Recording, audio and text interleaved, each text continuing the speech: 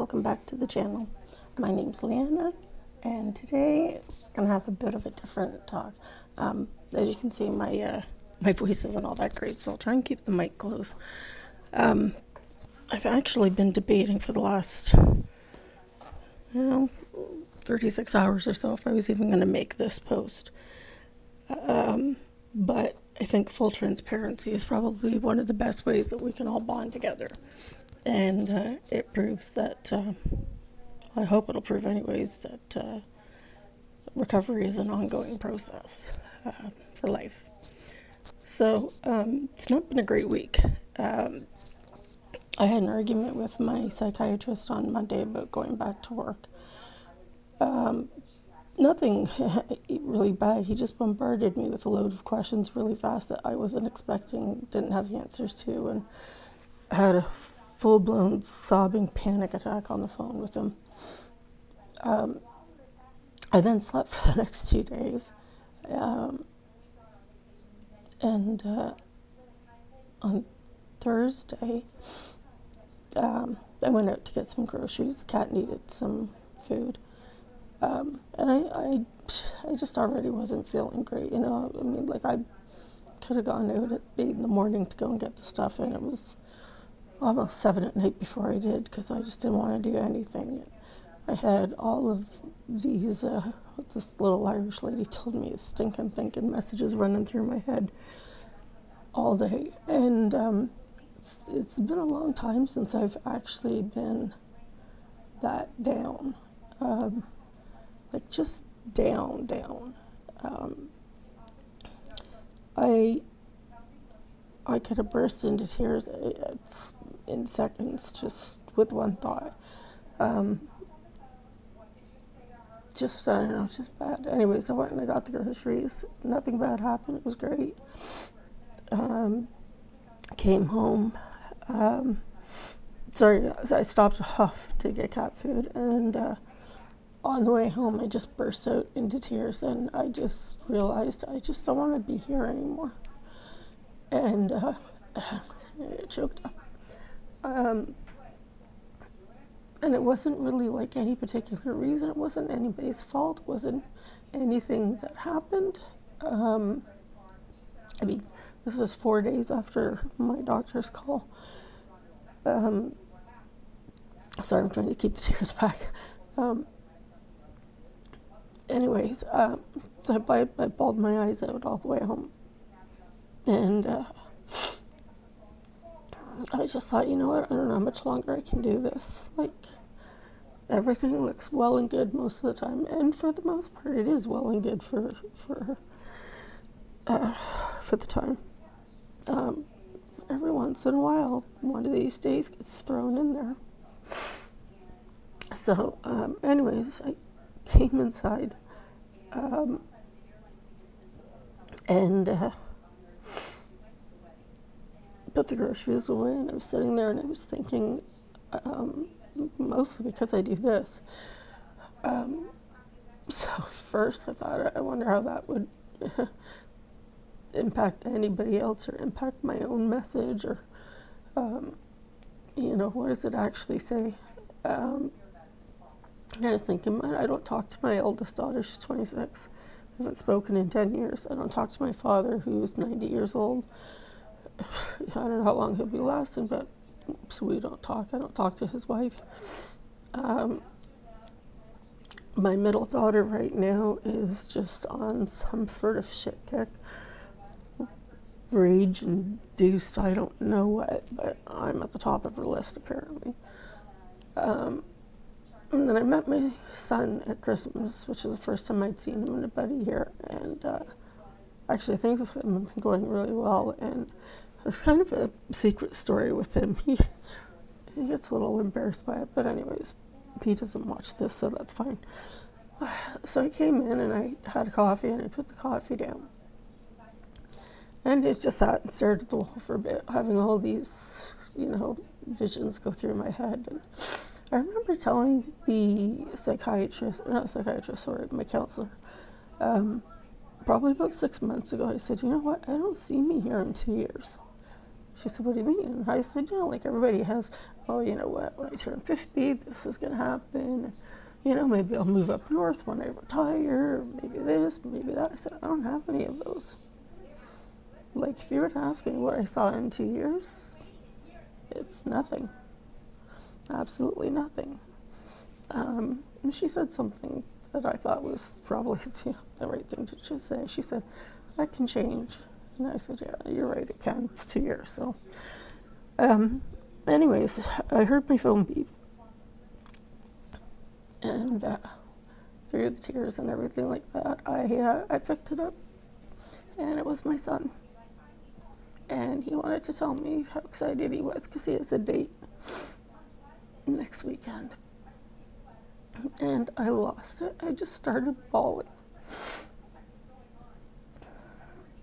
And I wrote back to him and I said, you did it again. I came home bawling my eyes out. And as soon as I saw your message, everything just left. Everything was gone. Everything was okay again.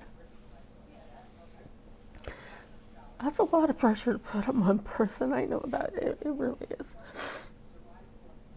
Way too much pressure to put on one person, and I know that. But I made these books for the kids when they were growing up called Pride Books. And they were just journals, and if you have kids, please feel free to do this. I don't know where I got the idea. Some time when I was in the hospital for 2 years, I had it. Anyways, when I was on bed rest, when I started it, and it's one of the few projects I actually completed. They each had about 10 or 11 years worth of stuff in their book. It's nothing special. Well, it is special, but I would write down lyrics to a song or whatever that made me think of them or I thought was important. If they came home and they did something great at school, I would write it down. If, I don't know, you know, just whatever, little good things that happened. Like my 23-year-old, I mean, her big thing is the day that I showed up for scientists in the school, because I'd just gotten home from the hospital and I wasn't sure I was going to make it. And it's not a great way to do it, but I took an extra painkiller and I made sure I was there, and that's her best day. And I would write little things like if I had an anxiety attack, she'd be the first one on it. So just little things like that. Anyways, when I gave Joe his at 18, I wrote into the back of it, you know, when I said, here it is, whatever, some of the best years of my life. And he had just finished telling me he was an atheist. And I said, nobody's an atheist, they just don't understand things. And anyway, so in the back of the book I wrote, you know, I can prove you're not an atheist, or I can prove anyways that God exists. I said, I had no idea what was going to happen to Brett. Nobody had any idea what was going to happen to Brett. The only person that knew was maybe Brett, I don't know, and God. I said, and God gave me you. And you're like my guiding angel, my guiding light, my everything. I said, because if I didn't have you when Brett passed away, I wouldn't have survived it. But I had this little 4-week-old baby that I had to take care of. And even since then, a couple of times, you know, I'd send him something, and he'd text message me, and I said, can we talk? And he'd be like, no. And I'd be like, you crying? It's too serious? And he'd say, yeah. But every time I get into one of those moods, it's like he's always there to cheer me up and to just stop whatever stupid thinking's going on in my head. So anyways, I just wanted to share that because there's no cure for suicide. There really isn't. I don't even think there's a real management program. You know, I've been dealing with it for, 19, 20 years now. And I still have days like that every once in a while.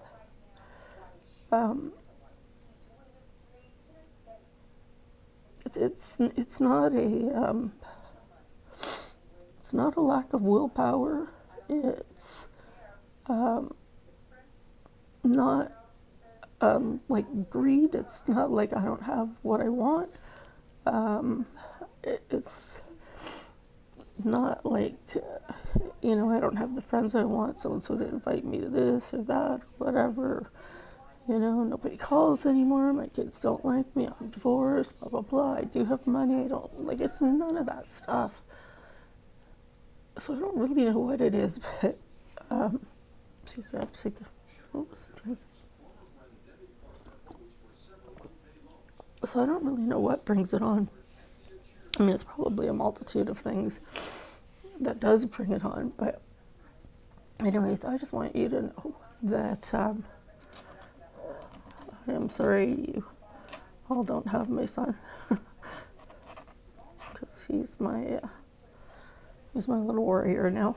But anyways, I'll keep this short because I know my voice sounds stupid. I just wanted to share that with you because I don't want you to think that I have all the answers to everything, that I've figured anything out. If you just lost someone yesterday or at Christmas or 5 years ago or 10 years ago, I might be slightly ahead on the learning curve, but emotionally we're all at the same spot. That's why I want to do this. When I thought about maybe not doing it, I thought, people need to see that even though I'm sitting here and I'm talking about, there's a history of suicide. There's a lot of shame and guilt around suicide. There's a lot of peer pressure. There's a lot of just absolutely everything. I mean, the topics are endless, but it doesn't solve anything. You still have those days, and it's getting through those days that makes you stronger. And I don't know when my next day like that will be. Hopefully not for a long, long time. But anyways, so if you're still struggling, don't feel bad. Don't feel alone. You're obviously not alone. I'm still here with you.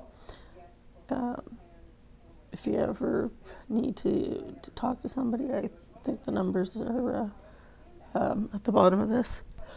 If not, I'll double check. But this would be one of the few times I would say reach out to the suicide prevention. I'm not a big fan of theirs for people who are dead set on doing it. If somebody's already standing on a chair with the noose around their neck, you're not going to talk them out of it, pretty much. I know that from my own experiences too. But in a time like this, where I'm still aware enough to rationalize things and to sort of, form thoughts and make sense about things, might be a good time. And they're all different. I've talked to a few of them where I just wanted to get off the phone because I just thought they were the stupidest person in the world. And I've talked to others where I just thought, wow, that's amazing that they knew all that. So, so don't give up. Try a couple of them. Anyways, just wanted to share that with you. So be safe, and I'll have a posting again this week. Thanks, guys.